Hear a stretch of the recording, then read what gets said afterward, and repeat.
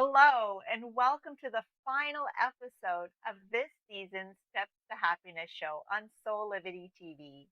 I'm your host, Teresa Greco, happiness coach, author, editor, writer, educator, and Reiki master. On my show, we've explored the latest physical, mental, emotional, and spiritual well being practices that can help lead you back to the happiness that's within you. Today's show will be a culmination of the happiness principles and practices that were covered over the past 11 weeks with the intent to leave you motivated and inspired to go inward and tap into the happiness that exists at your core. Although the world can lead us away from the joy, peace, and harmony that is within us by having us feeling negative emotions, we always have the choice to make time to reconnect with the happiness and love that is within us. We must remember that we can't control things that are happening outside of ourselves. We can only control our response to it. Therefore, in every moment, we can choose what we want our reality to be like.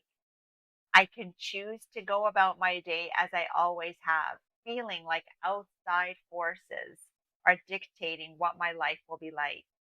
Or I can choose to see that with every decision I am making, I am designing the life that I am leading. Become aware of your thoughts. Are they serving you?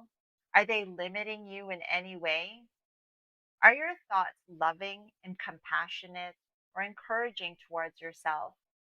Or are you living your life, according to external expectations for who you should be and what you'll be able to achieve in your life? It's time to break free to be the real you. The mission of the show has been to offer ideas and strategies from a variety of guests that can help us take control of our lives to become victors rather than victims. All it takes is making a decision to change the life we're living, to commit the necessary steps required, and to take action towards the life we want and the person we really want to be. The stories I've shared on my show let us know what's possible when we choose happiness over anger, joy over anxiety, and hope over despair. Stories like these illustrates what happens when we love ourselves enough to put our health and well-being first so that we can better serve others once our own cup is full.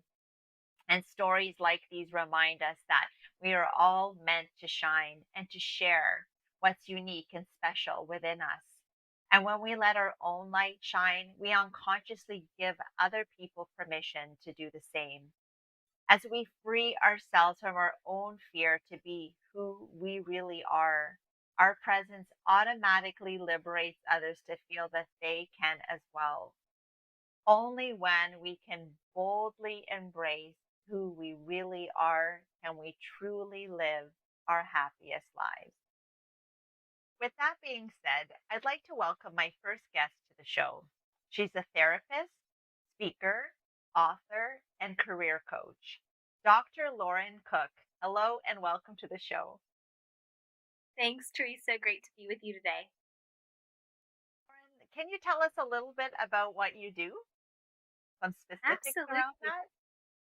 Yeah, so I work as a therapist. I specialize in anxiety. So I help folks who are experiencing high functioning anxiety, OCD, phobias, panic attacks, things like that. And I also support people with their careers, especially those in their 20s and 30s who have some major life transitions happening, both professionally with their job and often personally as well. Those things go together. And so I love helping Mhm. people through that life. Yeah, that I might want to ask you a couple questions because I have my view on on anxiety and depression. You know that it's on two ends of the spectrum. That depression is us living more so in the past, and anxiety with us future tripping a lot and feeling anxious about the future.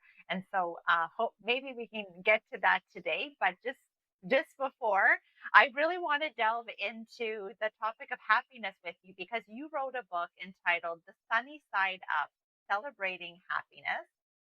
And so, if you could go ahead and tell us a little bit more about the book, and then maybe we'll go ahead and hash out some of the things that you wrote about. Wonderful. Yeah. So my book is called The Sunny Side Up. And I wrote it literally, during my freshman year of college at UCLA in my dorm room bunk bed. It was really inspired by Gretchen Rubin's The Happiness Project. And I reached out to her when I was 18 and I said, Gretchen, I'd love to write a teen edition of The Happiness Project with you. And probably to no one else's surprise, she said, thanks, but no thanks. And so I thought to myself, well, you know what? Who's stopping me? And in fact, often when someone tells me, no, I don't know if you can do that, I get this fire within of like, okay, let's make it happen. So Mm, I wrote this book during undergrad.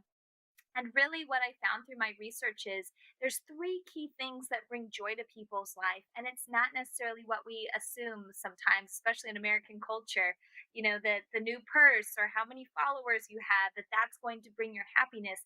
It really wasn't that. What I found is what I call the three G's of happiness: goal setting, when we have hopes and dreams for our lives and we're brave enough to pursue them, that gives people incredible meaning. Gratitude, I would argue that might be the biggest and mm, most important piece of finding more joy in mhm, our lives.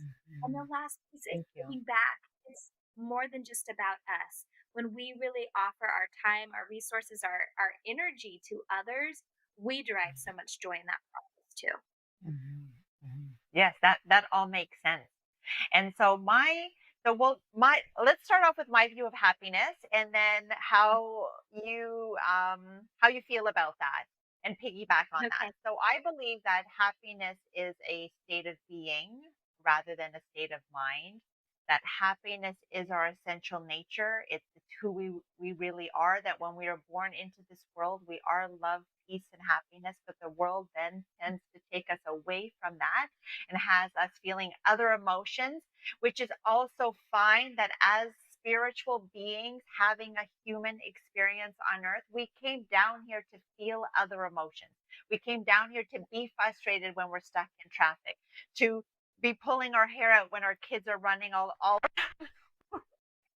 and we're losing it, or we're angry because our boss is in a bad mood, or our partner has come home angry or whatnot. So we're okay to feel that, but the importance is that we don't have to unpack our bags and stay there. That recognizing that happiness is always inside of us, and if we're not feeling that happiness, then either we have to make time to connect with it, or there are blocks that are preventing us from feeling the happiness that's inside of us.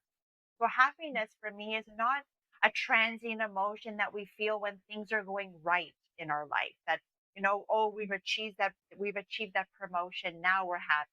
Or I won't, or that it's a destination. So I won't be happy until I go on that vacation, until I pay off my mortgage, until I've bought those red bottom shoes, until so that it's we can never be happy in the present moment because we're always waiting for things outside of ourselves to be the way that we want them to be, and only then can we be happy. And my own personal journey towards happiness has led me to understand that it's not like that. And so I don't know if any of that came out in your book at all. Oh, absolutely. And it's really interesting because I mainly work with a lot of young adults and you will hear them say that all the time, right? I'll be happy when I get through finals. I'll be happy when I turn 16, 18, 21, right? All the different milestones. And before we know it, we've wished our lives away. And I really believe that's no way to live, to always be saying that we'll be happy when it's finally Friday or when it's finally summer. We really need to learn how to be happy in the here and now. So I'm right there with you that I really think it is a state of being. And, I would argue too, that's why we're seeing a lot of folks struggle with depression and anxiety because they Mhm, have internalized this mindset of, I should be happy. Why aren't I? Like, we're supposed to snap our mhm, fingers and have some experience make us happy. Inevitably, that leads to disappointment, right? Because our expectations mhm, don't always meet reality. But if we know mhm, how to channel a perspective of joy, which is always something we can control regardless of the circumstances in mhm. our life, I think we would see people probably feeling a lot better. I agree. And that, I think, ties into the belief that happiness is a goal or something that we put on a checklist for something that we want to achieve. That, okay, well, I want to achieve happiness in my life. And I'm like, okay, but did you know you already are happy? That it's not a goal that you aspire to be some to be happy when it's already there, but if it's not something that you're feeling, it's because that there are things that are blocking you. And so what are Mm. some of the ways that we block ourselves from understanding that happiness already resides inside of us, and it's just a matter of tapping into it? Yeah, absolutely. And I think a block is a great way to describe it. We really can get in this stuck state. A few things Mhm. I really recommend for folks is, when do you get in a state of flow, right? When are you losing track of time? Because we were talking about this before the call Mhm. started. This is often a way to really start to tap into and channel the habit of happiness, right? Especially for those Mhm. who just feels so far away. It really feels out of touch for them right now. They can hear a conversation like we're having and saying, "That sounds great for you two. I have no Mhm. idea how to even get there," right? And so, getting into a flow, when are you losing track of time, whether it is riding your bike or maybe going to a dance Mhm. class or sitting outside and getting some sun on your face? That'll help you activate that feeling of joy. And then Mhm. the body remembers, oh, this is that joy, Yeah. that happiness inside me, And then the second piece, practicing the gratitude for it, not just letting it Mhm. pass you by, right? Because our brains can be hardwired to look for the negative. That's not just a personal thing. Like, we've evolved to look out for the challenges in our lives. So we have to be that much more intentional about really savoring the good things in life, the good moments, and Mhm. not just by. Yes, absolutely. And so those what you just said spoke to two of, I would say, like my top steps to happiness. So I have five. And so the first one that you mentioned was really being in the now, being in the present moment, that when you're in flow, when you're in touch with how you're feeling in those moments, that you're participating in something that provides that bliss. And what it's really doing is just allowing you to feel the happiness that's inside you, that's always there. But it is, as you said, removing like that block to you feeling it because you're participating in something that is allowing you to feel it. So, what's important for Yeah. us to recognize, especially during the pandemic, when a lot of our liberties are being taken away from us, is that the joy isn't found because of the activity. So we're not feeling happy because we're at the event or we're at the restaurant or we're at the party, or is that the joy is that the event is just the excuse or the vehicle that's providing you to be in the moment to feel the happiness that's inside of you, that's always there to feel. So when you're walking out in nature and you're feeling so amazing, yes, we're connected to Mother Nature, and that's like a whole other thing. But is that you are allowing your mind to clear itself too of really, again, the blocks that when you're at work or you're at home and there's a lot of like confusion and busyness going around, that when we're exercising, when we're doing things, like art, for example, like drawing or painting or writing or any of those things, is that we're so, as you said, like in the zone, and we're clearing our mind enough so that, again, we can feel that happiness inside of us. So being in the now, and the second, as you said, was gratitude. That once you have a gratitude practice, it really just becomes part of how how you live your life. That I'm constantly like, thank you, thank you, thank you, thank you, all day long. I'm just like, thank you, thank you, thank you. That I see everything as blessings. Like, it doesn't have to be the big promotion or that the day Yes. you buy that sports car, that purse. It's all the tiny things. It's the cup of coffee that I love. It's the clothes I get to put on. Yeah, the mug, so cute. The mug, the fall pumpkin, All right. right? That you're having, and I don't know if you're having tea or coffee, but it's like, oh, being so grateful for all the little things, the food in my fridge, the home that I live in. It's like, honestly, it's all, and I think the ultimate blessing is the fact that we're here today. Like, we we made it through the night and we're here today. So I think that that's so important. You also mentioned something about perspective. Please talk to us about that.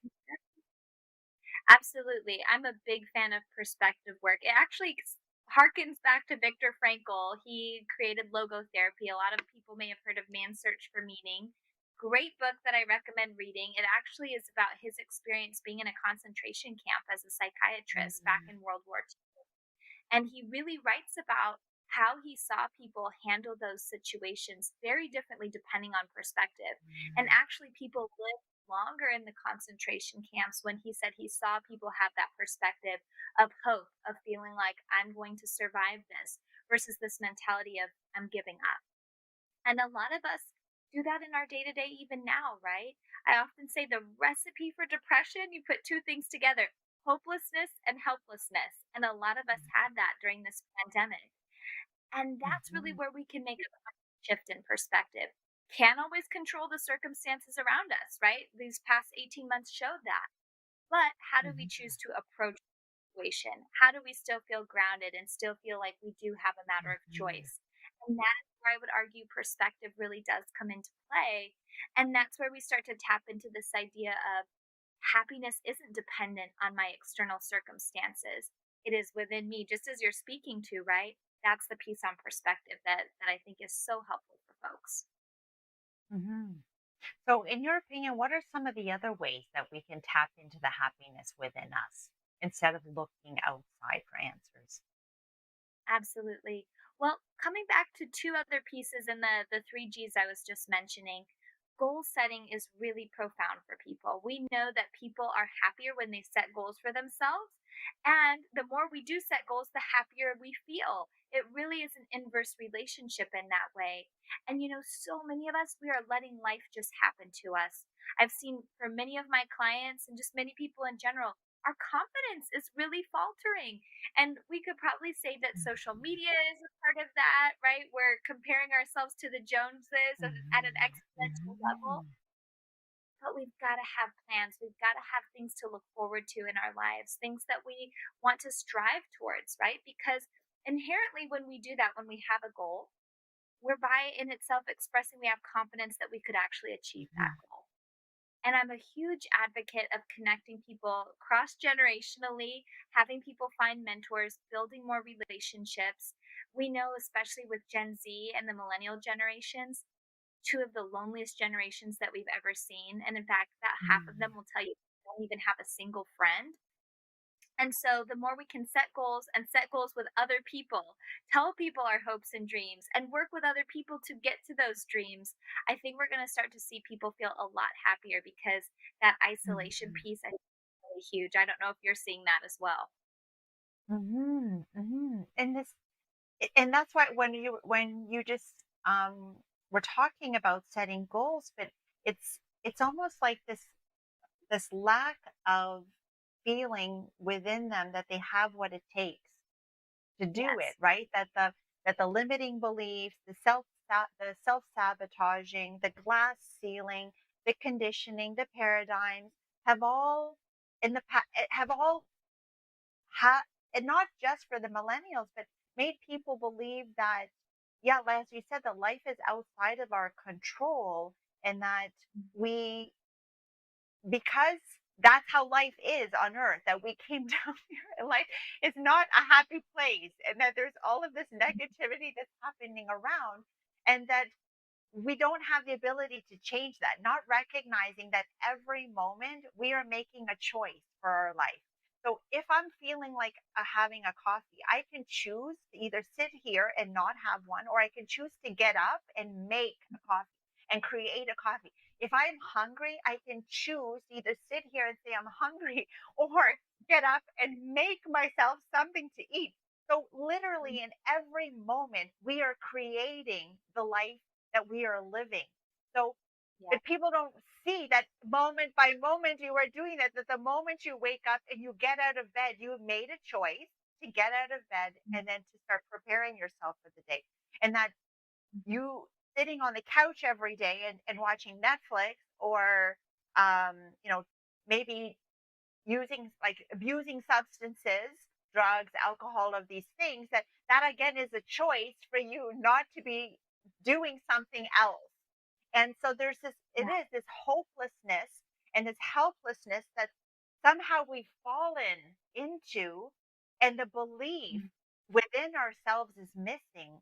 So how do would you say that, you mentioned that you help people with anxiety, is that again there's this belief that, oh, life is going to happen and I don't know what's going to happen in the future and it's always being done to me. So, how can we Yeah. understand that we have what it takes inside of us? Like, n- never is something given to us that we can't handle, that even the challenges that we have to face, the hardships that we're facing, is because we have what it takes inside of us. We are always given the amount that we can handle. But somehow people don't believe that they have what it takes inside of them to do it. Something's been lost. Yeah, no, I agree. That resilience piece is so, so huge. That's a big piece of the work I do with my clients is helping them realize you can handle your life, but we're Mhm, so afraid of the mhm, future. One of my favorite mantras when I get into a worry trap is saying to myself, you know what? Worrying is not going to change the outcome, nor is it really going to tell me the mhm, outcome till I get there. So I really remind mhm, myself of that, and that might be helpful for someone listening too. But, I'm a really big advocate of what we call behavioral activation. And that can be in very simple ways: getting out of bed, brushing your teeth, going for that 20-minute walk. The brain is incredibly smart, right? And that's why I'm not always such a fan of doing pure mindset work, because we can try and positive talk ourselves all day. mhm, For someone that's struggling with anxiety and depression, they're not going to buy it, right? In fact, they might say that's some toxic positivity right there. So mhm, I'm actually a bigger advocate of behaviorally showing yourself another way. What happens when you overcome your fear mhm, of going on that interview, asking that person on a date, getting up and giving that speech? That after you do that, the brain actually starts to buy in and say, maybe you can do that. Maybe you survived that. That's when we see mhm. mindset change, but we have to show ourselves behaviorally that we can do it. And that's huge, especially I know imposter syndrome is such a buzzword right now. It's huge with imposter syndrome to actually just get out there and do it. And then we're going to start seeing our confidence shift. I think you also talk about purpose, finding purpose around value and something like that. So you may maybe go into that a little bit, but is that our purpose is just to uncover who we really are. That through the living of our life, we've adopted cloaks that have closed our eyes from who we really are. And those cloaks were put on by well meaning people like our parents, our teachers, our religious leaders, that they're like, no, this is what life is all about here on earth. This is how you be successful. This is how people are going to like you. This is how, like, this is all you're ever going to achieve because of, like, the color of your skin, where you were born, what clothes you wear, what political party you follow, what, like, all of these, this criteria of this is how the life works. And that is it's all limiting beliefs, and it's all of that conditioning and patterning and all of that, right? So then it's just a matter of uncloaking ourselves so that we can find that voice inside of us that when we were children believed we could do anything, and that even when we fall we could get up again and try again without saying we're a loser, that we suck, Yeah, and that we're never going to amount to anything. How do we yeah, get back yeah. to that little voice? How do we get to that little authentic self that believed that really we could achieve anything that we wanted to? Mhm. It's tapping into that fearlessness. I love using metaphor in my work, and it's jumping off the diving board, right? So many of us, we keep ourselves sitting on the diving board, and we feel so afraid the longer we sit there, right? Of like, I don't know if I can do it. And I'm always telling my clients, jump in the water. Like you know how to Mm. swim. Trust yourself. Trust Mhm, yourself. mhm, A lot of us doubt our ability to navigate whatever life could come our way, and that resilience piece is so huge, right? Of remembering I can handle whatever life faces for me. And I think most people would tell you that they rather be brave in their life and fail spectacularly or not have things go always Mhm. according to plan. Yeah, I sat back and I watched everybody else live their life, but I was too Mhm. afraid to put myself out there. I think most people would tell you they'd rather take the chance and risk failure. And I would also argue that we learn a lot from failure. Failure is not a bad thing, right? And so we've got to remember that too. Mhm. Failure is just our way of navigating what do we like, what we don't like, what works, Yeah. what doesn't work, what are our strengths, what are our weaknesses, what do I need help with, what can I do on my own. Like, it's Yeah. us who attribute all this negative meaning to failure instead of seeing failure as a friend. Like, it's a friend that Mm. says, that's okay, that's okay, that didn't work out for you, that's all right, just get back up. You can go ahead and try this next time or that next time. Like, why is it that it's not the friendly voice, but it's the negative Nelly that says that you're like, again, you'll never amount to anything. You're a loser. You're a wimp. Yeah, right. We need to like really see failure as the friend that's guiding us Yeah. towards our greatness. Right. That's what the failure is. It's like, no, it's okay. You're not meant to be at this job with these people. That okay. And then I'm like, okay, cool. Let me go ahead and try this direction and see where that takes me. And then I think, I also talk so much about the doors that are meant for you, will open, and that there's an ease and flow to your life when you're on your path, and that you're working towards your purpose. So what do you talk about with respect to like purpose and values? Yes, absolutely. And for the record, Teresa, I'm going to remember your sweet friend failure voice next time I fail. I love that. I love that. Yeah, I'm a really big proponent of knowing what you value in your life. And that sounds so simple at baseline level, right? But many of us actually couldn't tell each other what our values are. Like, even for people listening right now, ask yourself, what do I value in my life? What brings me a sense of meaning? Most people could say, friends, family, and then they kind of halt after that. I've got a Mhm. values card that I do with people with over 100 values. And you really have people go through and identify what's super important to me, what's kind of important, what do I not care about? That's important to know too, not just what you do value in your life, and really get that out on paper. That's going to inform the choices you make. And what's really key too is when the going gets tough, which it inevitably does, it's going to still Mhm. keep you in line because you know this is what I value, right?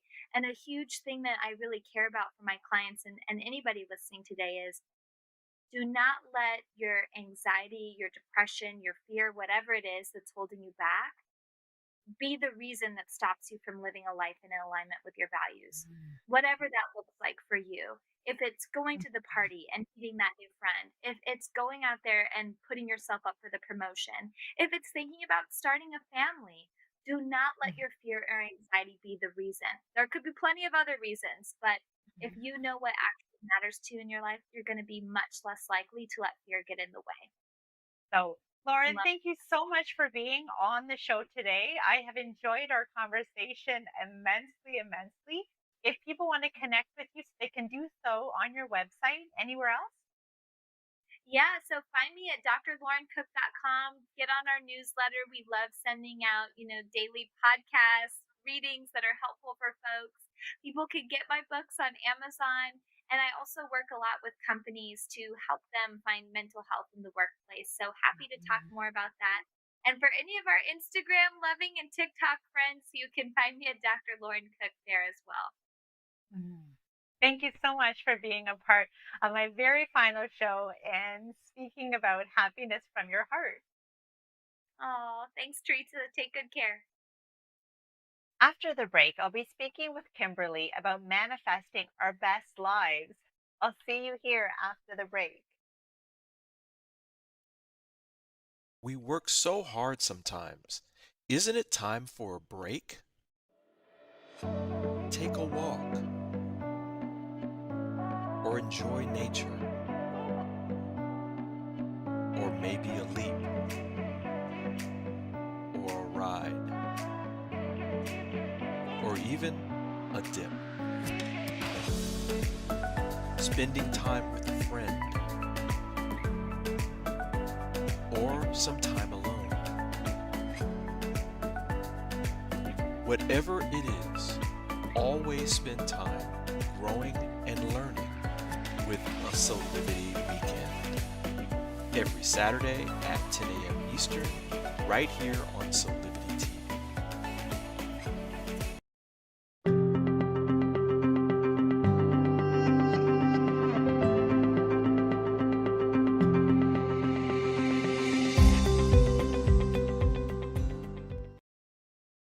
Welcome back to the Steps to Happiness show. I'd like to introduce my next guest. She's a manifestation coach, author, speaker, and podcaster. Kimberly Adams, hello and welcome to the show. Hi, everybody. Thank you. Hi, Teresa. I'm so excited to be here. Thank you for having me. Thank you for joining us. So let's get right into it. The theme of today's show is happiness is living our best life. So if we understand that we are literally creating our life moment by moment, understanding how manifestation works can really help us to create the life of our dreams. So let's get into what those steps are if we can. So tell us, what do we need to do? Absolutely. Well, I definitely have a download for those people who want to go to my website at the end, and I'll tell you about that. But ultimately, it is a five-step process, I believe. You believe, you trust, you visualize, you have inspired action, and then you surrender and let the universe bring all of the desires to your heart to you because we are so flippin' powerful that we can truly create the life we want. And I believe that, and I want everybody to know that they can do that. Awesome. Okay, so let's go into those steps then if we can. So trust. Okay, so to me, a lot of times how I get that trust is really tapping into that inner guru inside me and getting still, right? Really believing and really trusting that that stillness can totally lead the way and bring our dreams to us. So to me, my first step of manifesting my book and everything that I've gotten in my life, it all started with believing and then having that stillness in order to really settle into that belief. Um, Mm. Number two, I Now, definitely Kimberly, just believe before we that. do number two, are you speaking about our spiritual self in that moment, our spirit, our intuition, that gut feeling? Is that what you're referring to? Yeah, yes, yes. Sorry about that. I get so excited that I like to move on so quickly. I am talking about that. I'm talking about our intuition, our higher self, right? Our higher Mhm. self is constantly giving us little pebbles, little signals to which way we should go. I get goosebumps when I talk about it, giving us signals along our path. And if we can believe that our higher self, the universe, God, whichever you want to call it, is giving us those signals, it just makes to me everything so much easier to really just be able to like follow that path, if that makes sense. So, Mhm. like when I'm making decisions, I'll get really, really still.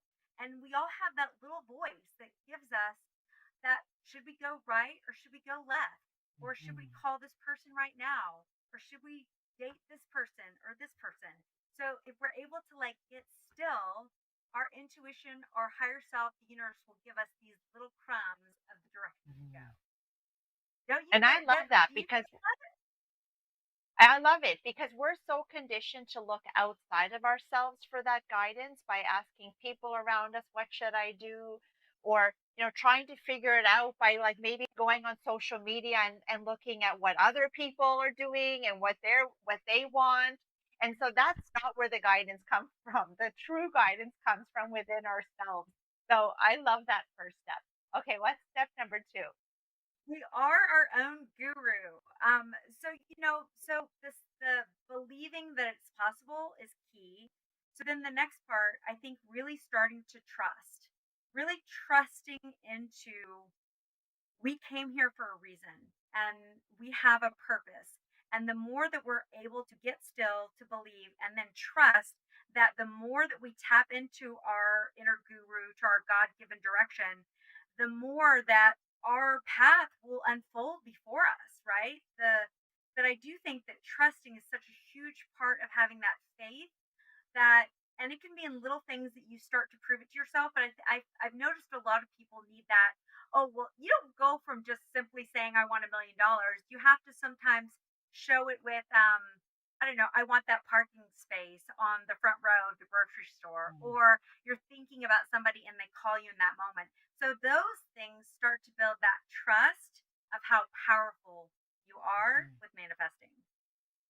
I agree because it's more than faith, right? Faith is just like, well, I have faith and that it'll happen. But trusting is like, no, I'm placing my trust in this. And I even go as far as it goes into knowledge that, as you said, when you see all those little things that are start to appear for you, that then you know it's not even a trusting. Like, I know that the universe is going to bring to me that which I am focusing on and that which I am putting energy into. So yes, absolutely can go from just a faith to to a knowing that it exists and it'll come true. 100%, 100%. And the next thing that I do, so I'm a big believer in vision boards. I don't know about you, Teresa, but I'm a big believer in vision boards. And I've even, gone kind of, I've started to do them on Pinterest, and I've started to also do them with magazines. But kind of the Mm. next level, quantum manifesting, is almost visualizing that outcome, right? So really feeling into what you want to manifest. So for Mm. me, I'm doing motivational speaking, I'm talking on podcasts, I'm going on TV shows with you, and I imagine myself talking to an audience, talking about my book, talking about manifesting, coaching people. The more that I do that, the more that I see all of the things that I want coming true. So I really, it's a matter of truly visualizing it and embodying it and then feeling it, because if you can truly feel it, then the manifesting, I think, is like super quantum level. Mhm. And I also believe that that which you are seeking is seeking you. So Okay. what you are Okay. I desiring, posted that on my Instagram today. pardon? I posted that on my Instagram today. Oh, come on. I'm not lying. I love it. Oh my God, I love that's exactly what we're talking about, right?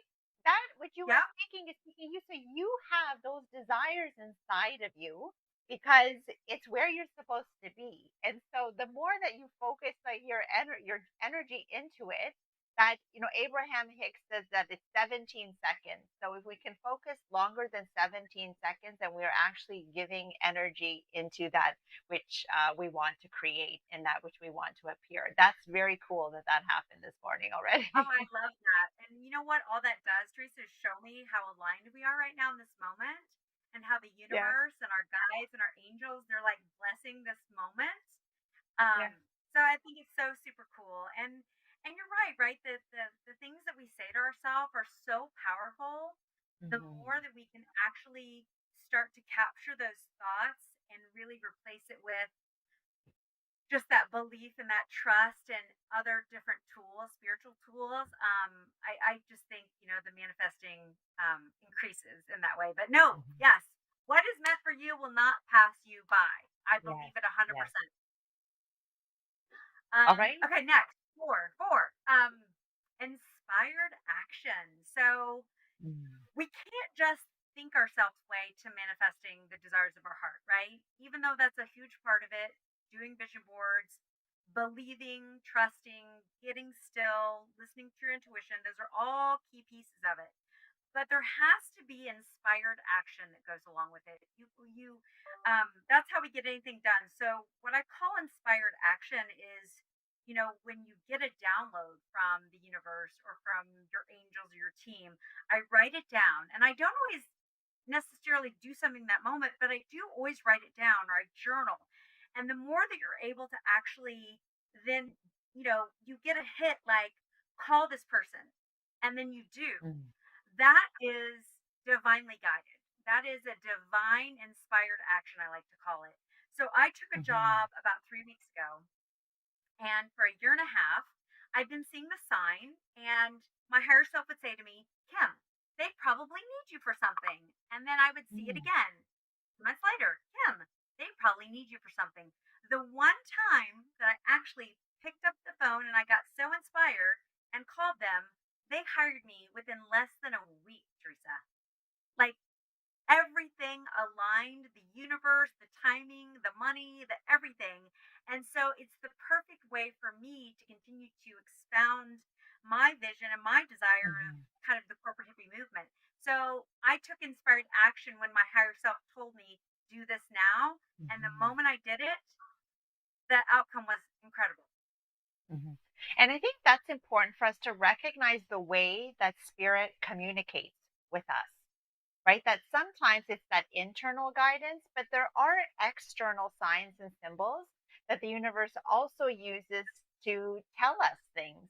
And as you said, you kept seeing that same sign. And it was like your eyes are being drawn to that. So if there are, and I use that too, I said, well, if, what looks like coincidence, well, oh, it's just a coincidence. Well, I don't call them coincidences. I call them Godcidences because I believe Oh, I everything happens love for a that. reason. And so it's those coincidences and serendipities that happen. And it's like, okay, and we see them on repeat, then that's when we should start to say, maybe Yeah.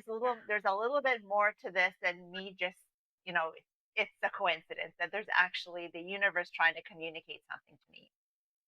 Absolutely. And it's going to keep doing it until you really get the message from my experience. Hmm. It's absolutely going to keep Yes. doing it until you get, until you pay attention. I mean, I got laid off twice in 2019. The universe was really wanting me to write my book, and I kept trying to go get a job, and I kept trying to go get a job. And the moment I got still and listened and believed that I could write a book, that's when it happened. So Mm. the last step, and it's the most important, and it's probably kind of hard to do, but it really is, and I know you know this, Teresa, it's surrendering. It's surrendering. Mm. So you believe, you trust, you do your vision boards, you feel what you want, you have your inspired action. But at the end of the day, we really do have to surrender to what God and the universe has in store for us. And like you said, what is meant for you will not pass you by. What is seeking you, you're seeking. It truly is because I believe that God wants to astound us. He wants to astonish us. He wants to bring us such joy, such abundance, and such just wonderment to our lives that if we're able Mhm. to surrender, he's going to show up and bring bigger things than we ever imagined for ourselves. Mhm. Yes, and surrendering can be hard because we may not see the evidence of what it is that we're trying to create in our lives right away. So I like to Right. look at it as planting a seed, a flowering seed in a garden that I have planted, especially with the pandemic, had more time to, as you said, go inward and listen to some of those desires that I have within myself, within my spirit, and to plant those seeds. And, I've done like a little sprinkling of action that, while I planted the seeds. And now I just have to wait for the universe Yep. to have them blossom at exactly the right time that they're supposed to. And that while we're waiting, it's all about that divine preparation before that Yes. divine timing shows up. And so there might be things that we need to learn along the way so that when that divine timing, when it actually brings it to us, that we have what it takes or what we need inside of us to actually um to do what that action might entail for us. And so I know that I have some big lofty goals and seeds that I planted for myself, but I know that along the way the universe has very gently brought me along even up to this point, so that every time I'm climbing onto that next stair, that I always have what it takes to meet whatever challenges are there. And so that when that divine timing, when it's meant for it to actually show up, when that flower is ready to bloom and or that fruit is ready to be picked, that I have what it takes to actually make the most of it at that time. Absolutely, 100%. I couldn't agree with you more. And I do think a lot of times, we get the desire that we want, and we get the like for me.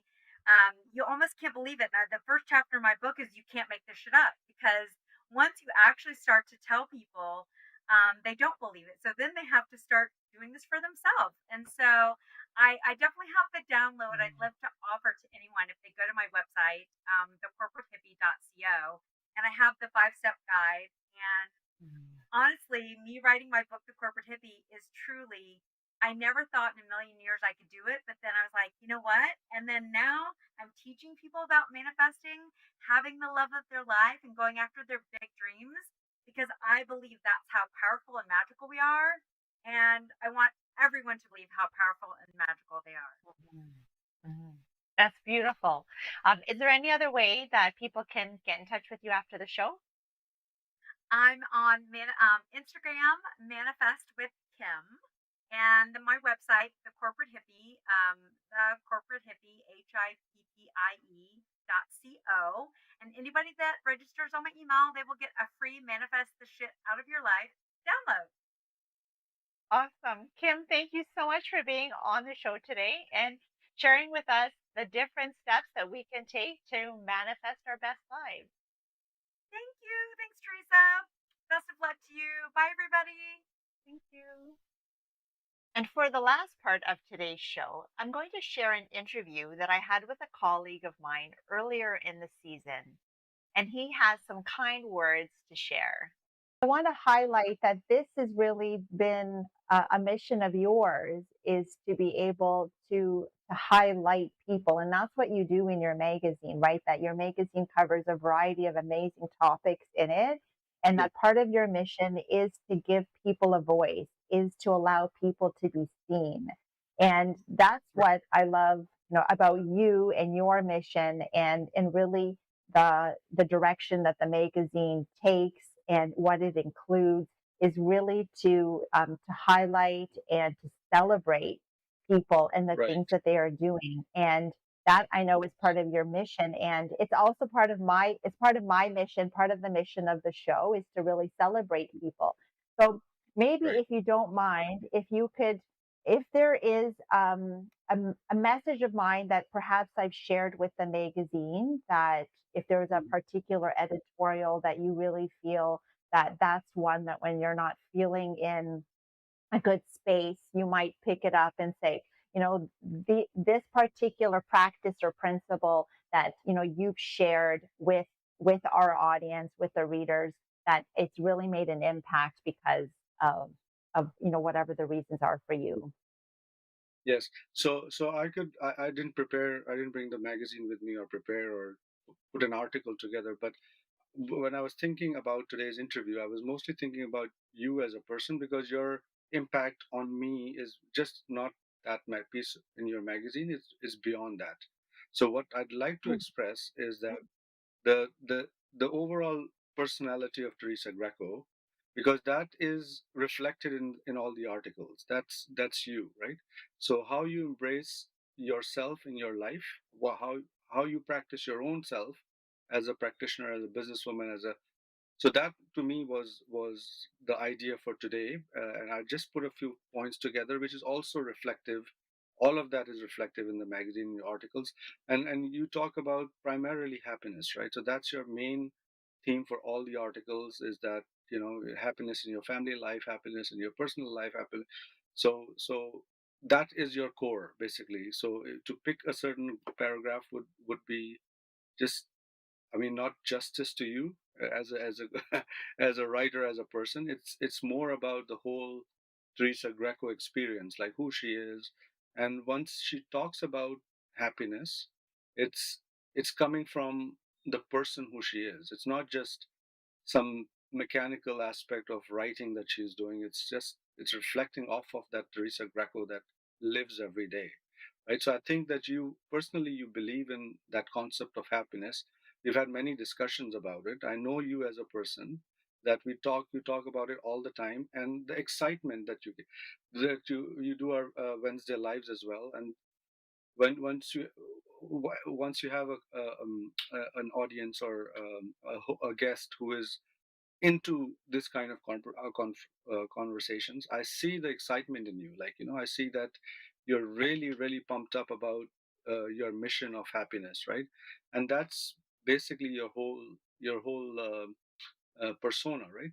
So in that, your personality, uh, as a happiness coach, I find your personality first of all, your demeanor has patience that we discussed. Your personality is has radiance, so it's like a shining star, right? Like so, a lot of people when you approach them or talk to them, they are in a different mood, in a different space, in a different. Sometimes you don't connect with them well only because of these people's their own persona, right? But with you, I found that anybody can approach you pretty easily. You are like a shining star. You resonate so much light onto yourself from yourself onto other people that people get attracted to you. I've seen that happen multiple times. I've seen you work with people and connect with people, and everybody that even when we were doing the skincare, everybody I would talk to about you would say that she is like a phenomenal person. We want to be her friend. We want to be close to her. So that radiance shows off in your personality. And I think that's important for anybody who's learning the subject, like a student of subject of happiness, like myself also, because, I mean, we have to bring ourselves out of that place of pain all the time. Like it's good to be in pain. Sometimes it feels good to be in pain in that space, but we have to physically make an effort when we are amongst people or we're doing our business to basically show that little shine that we see in you, like kind of thing. And also your character that I when I look at your character as a whole, I find virtue in it. That's the word that came to me. Your character has a lot of virtue. Like you're all about positivity. You're all about mental strength. You're all about toughness. You're all about going through these cycles and going through these tough times.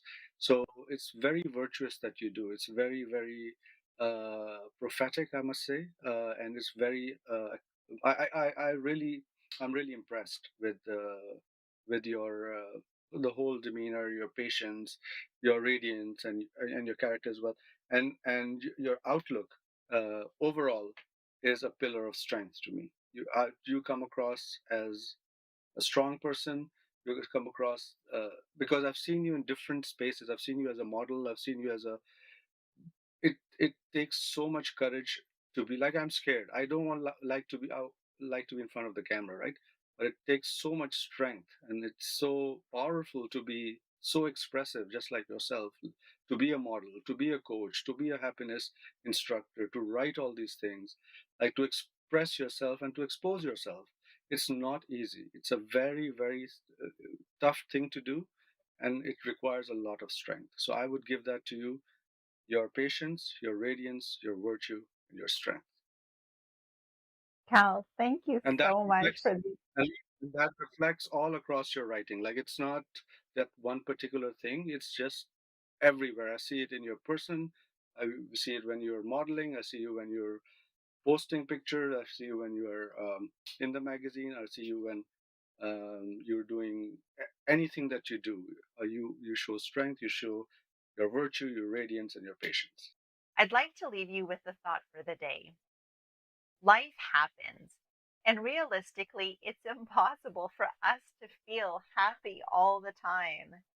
And that's okay. We can allow ourselves the opportunity to feel other emotions like pain, heartache, anger, and frustration when occasions arise, like a death in the family, a bad day at work, or sitting in heavy traffic. The important thing to remember, however, is that we don't have to unpack our bags and stay in those emotions. We can acknowledge the negative emotions and then remember who we really are, and then take the necessary steps we need to get back to the happiness within us that's always there. True happiness is unwavering. It's not fleeting like the pleasure we feel on vacation or when we acquire that designer purse or sports car. Many people are waiting to be happy for when things outside themselves will change how they feel on the inside. They're waiting for that relationship, that position at work, or that new possession. However, When you know that happiness is your essential nature, then all you need to do is stop and take steps to reconnect with the happiness that exists at your core. When we go inward and we nurture our spiritual selves, in addition to our physical, mental, and emotional selves, we are connecting with the greatness inside of us. In our spiritual selves lies our superpowers and our invincibility. When we connect with that place within ourselves, we know that anything is possible because we are created in the likeness of our Creator, the source of all that is. Knowing there's a power within us that can create worlds helps us to overcome any challenge that comes our way. There's nothing we can't conquer because we always have what it takes within us to surpass our difficulties, which ultimately allows us to learn more about ourselves and what we're capable of. It is when we merge all aspects of ourselves do we realize that we are whole and perfect, that we are enough just as we are, and that we are worthy of everything we want to do, be, or have. In that moment of awakening to who you really are, when you're feeling those heartfelt emotions at your core, you are falling in love with yourself and falling in love with your life. You have become and are tapped into that inner magic, and the life you've always dreamed of begins to flow to you in the form of synchronicities, serendipities, and coincidences. Remember to make a conscious choice to be present and in the now, appreciating what your life is trying to show you at every moment. You are born with an innate power within you to create the life you've always dreamed of. Direct your focus on making your life a masterpiece and designing a life with love, happiness, peace, and fulfillment. It's been an honor to be here with you every week here on Soulivity TV. If you've enjoyed the content, let me know by connecting with me on Instagram at Teresa Greco _steps to happiness, or on Facebook, Steps to True Happiness with Teresa Greco. I'd love to know what you liked about the show. Thank you for watching, and I wish you all much love, peace, and happiness.